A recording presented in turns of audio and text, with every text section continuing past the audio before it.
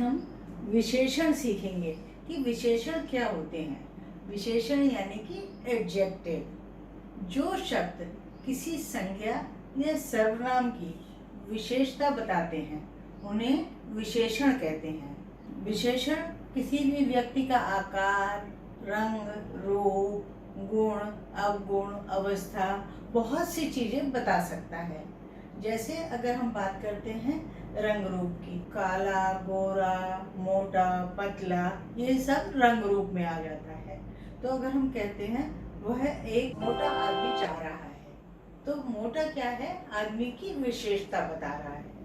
जैसे अगर हम कहते हैं यह फूल बहुत सुंदर है, तो फूल क्या है? ये एक संज्ञा है, और बहुत सुंदर है ये विशेषण है। तो अगर हम कहते हैं बूढ़ा आदमी धीरे धीरे चल रहा है, तो बूढ़ा क्या है? इसमें विशेषण है, क्योंकि व्यक्ति की, आदमी की अवस्था बता रहा है। तो अब हम विस्तार से जानेंगे विशेषण कितने प्रकार के होते हैं और उनमें क्या क्या विशेष बात होती है। आइए जानते हैं।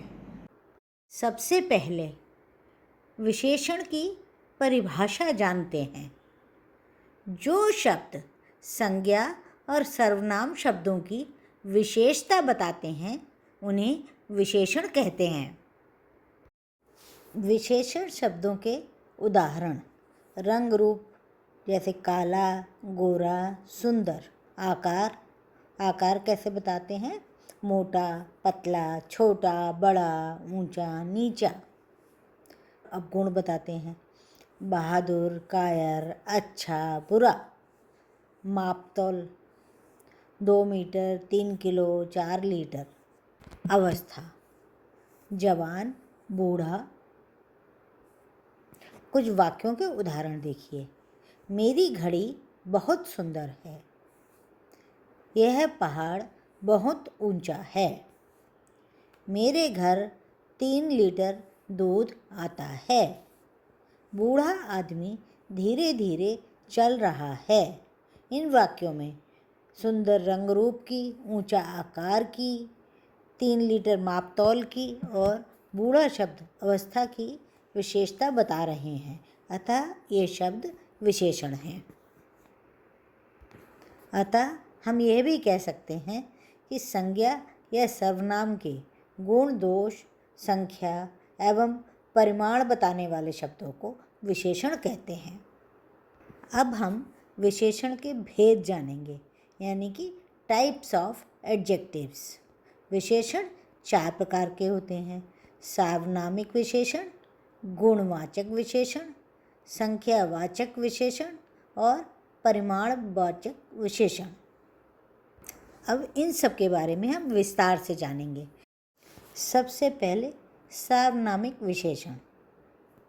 जो सर्वनाम शब्द संज्ञा से पहले आकर विशेषण का कार्य करते हैं उन्हें सार्वनामिक विशेषण कहते हैं।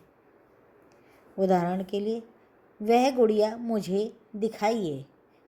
इन पुस्तकों को मेज पर रख दें। यह कलम मेरे पिताजी की है। दूसरा होता है गुणवाचक विशेषण। जो विशेषण किसी संज्ञा या सर्वनाम के गुण, दोष, आकार, रंग, स्वाद, स्पर्श, दशा, काल आदि की विशेषता बताते हैं उन्हें गुणवाचक विशेषण कहते हैं। उदाहरण देखिए, गुण की बात करते हैं।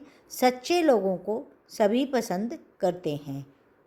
दोष: उसने दुष्ट नौकर को निकाल दिया। आकार: हिमालय एक विशाल पर्वत है। रंग: सभी नर्स सफ़ेद कपड़े पहनती हैं। स्वाद: हमें मीठे आम अच्छे लगते हैं। अगला होता है संख्यावाचक विशेषण।